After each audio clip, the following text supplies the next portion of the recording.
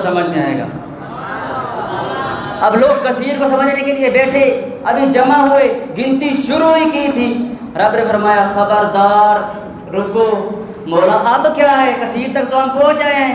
अल्लाह ने फरमाया कसीर को बाद में समझना, पहले मेरा कलील तो समझो। कसीर को बाद में समझना। कसीर कहते हैं ज़्यादा और कसीर कहते हैं कम, थोड़ा। अल्लाह ने फरमाया मेरे ज़्यादा को बाद में देखना, पहले मेरे थोड़ा तो देखो, मेरे थोड़े में क्या रखा है, मेरा थोड़ा कितना है, जिसे मैं थोड़ा कहता हूँ वो कितना है। अब साहबा हुजूर की बारगाह में आ गए, आका कसीर समझना चाहते हैं, बताइए कलील क्या है।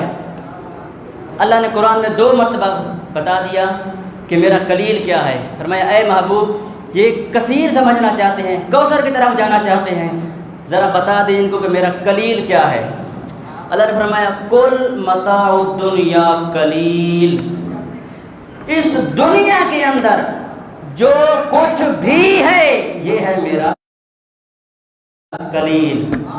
इस दुनिया के अंदर जो कुछ भी है, ज़मीन के ऊपर क्या है वो भी जमा करो, ज़मीन के नीचे क्या है वो भी जमा करो, आसमानों के ऊपर क्या है वो भी जमा करो, ज़मीन के अंदर क्या है वो भी जमा करो, पहाड़ों के अंदर क्या है वो भी जमा करो, आसमानी कायनात में क्या है वो भी जमा करो, आलम अजसाम में क्या है वो भी जमा करो, जो आदम के पास था वो भी जमा करो, जो उनकी कौम के पास था वो भी जमा करो, जो अंबिया के पास था वो भी जमा करो, जो उनकी कौम के पास था वो भी जमा करो, जो दे चुका वो भी जमा करो, जो क़यामत तक दूंगा वो भी जमा करो।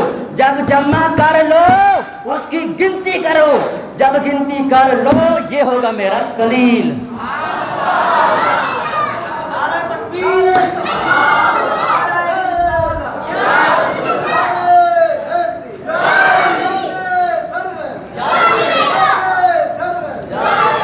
जब जमा कर लो ये होगा मेरा कलील।